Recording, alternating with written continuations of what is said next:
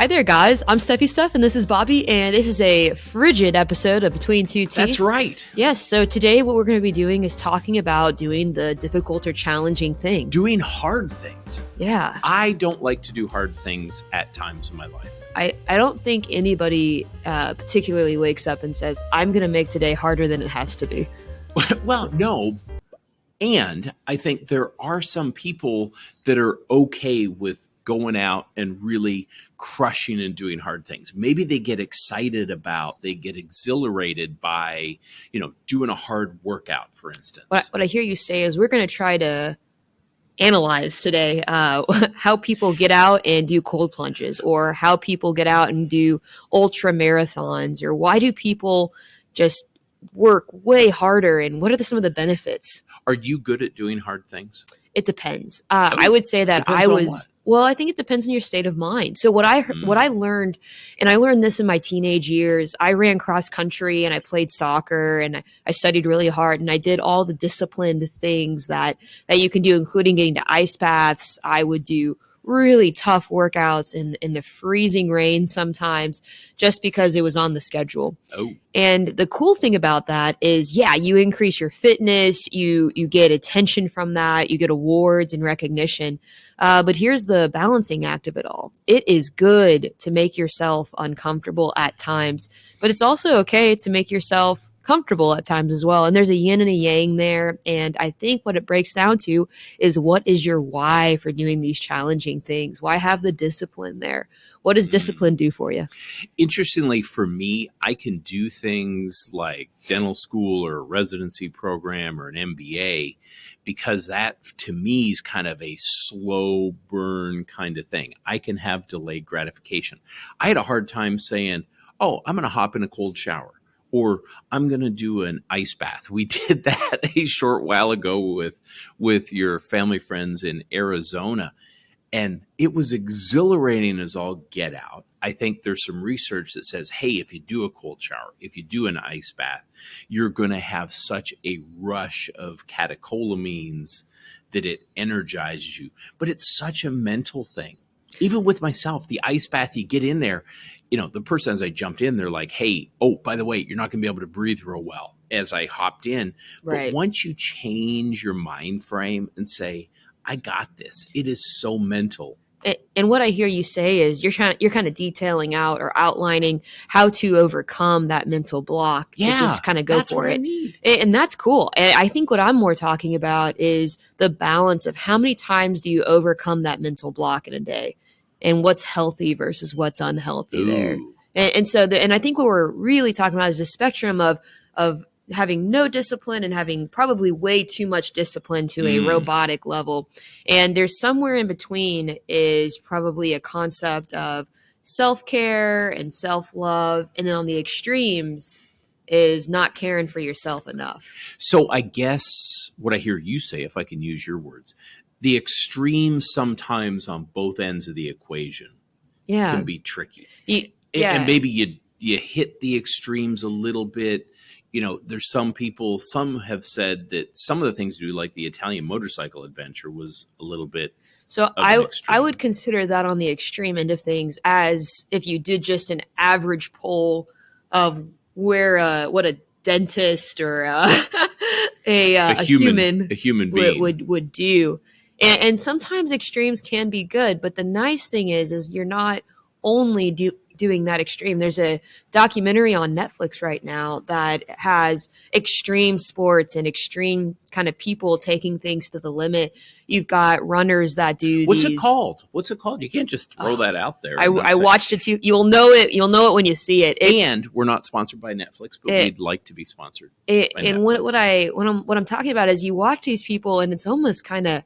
I'm not making a case for no discipline, but I've been there and I've seen on the other. I think you're talking about one end of the spectrum, and I'm talking about the other end. And to continue on that vein, like, so in this documentary, they have people running these crazy marathons on, their feet are cramping, their entire muscle or their entire lower half of their body is spazzing, where they need medical attention. I think there's a certain statistic of people that die running this specific marathon. There's another in another episode. They have a sheet of ice with a single hole in it, and you have people try to escape trauma by doing cold plunges in an extreme fashion. This one gal had to be resuscitated. So that went dark real quick. Or so extreme. So yeah, but let extreme me. Bad. Yeah, sorry Let to me cut finish. you off. No, but this is like I'm not a man, one person show. Yeah, but my point is that when you talk about doing the difficult thing, I just have a different perspective on it, because if you spend a decade of your life being the most disciplined that you can be, you start to really assess your why for being that disciplined. You assess, okay, what are we getting out of this? And how are we going to carry this forward in a healthy fashion? And the risk of burnout high. Yes, if you're doing things that are not in a balanced capacity. And all I'm saying for myself in 2023, there's things that I believe / know that I need to do. Right. I need to crank up a bunch of things. I need to crank up my workouts where I've got to push myself. I don't want to go to the extreme and get injured. And maybe I've been a little too cautious. True. But I feel like on the discipline side of things, what sparks why does someone feel the need to be disciplined? Why does someone feel the need to make a change?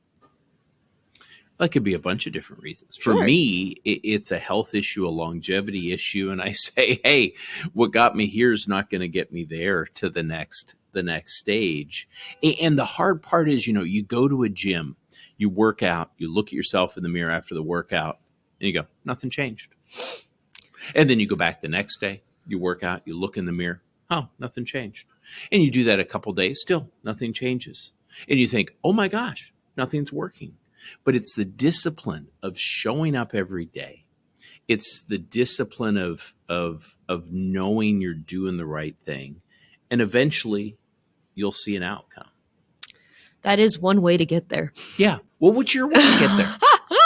So I guess you were a high school / college track star. When I think about discipline, I just come at it a completely different way. How so? Because it's hard for me to see someone in a happy-go-lucky attitude.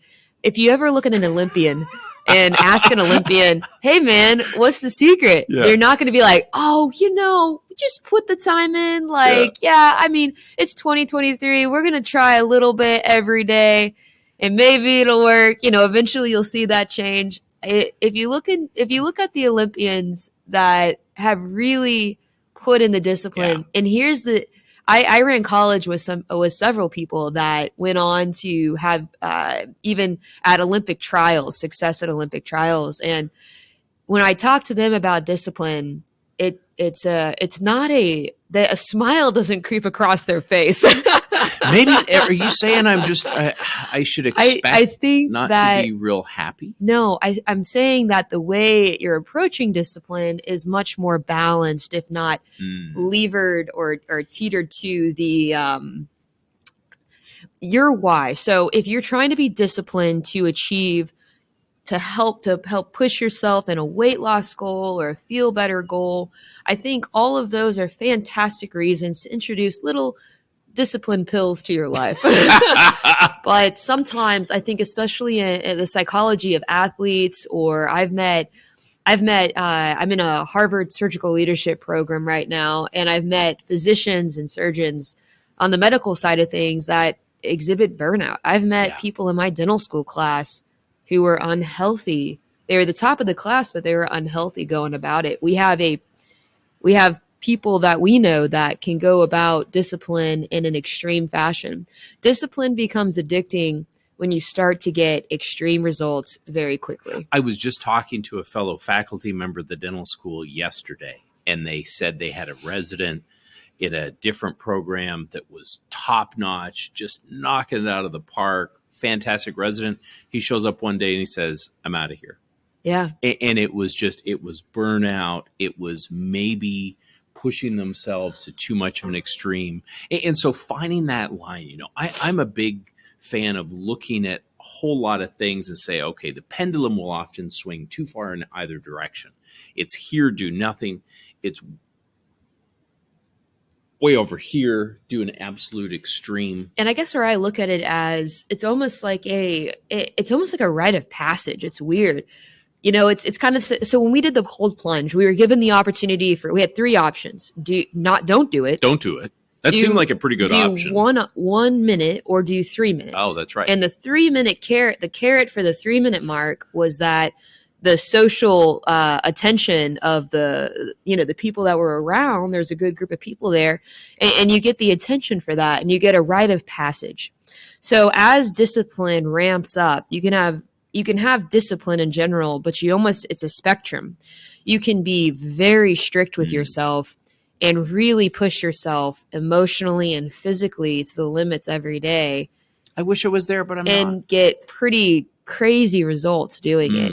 But how long can you keep that up? Yeah. Sustainability maybe comes into play. So when you're discussing a topic like discipline, and I can kind of see, if you're doing a fun 10 minutes on the treadmill every day, and 10 minutes on you're spoken like a college runner. Well, no, what I mean by that is simply if you're walking 10 minutes on the treadmill every day and it's your jam.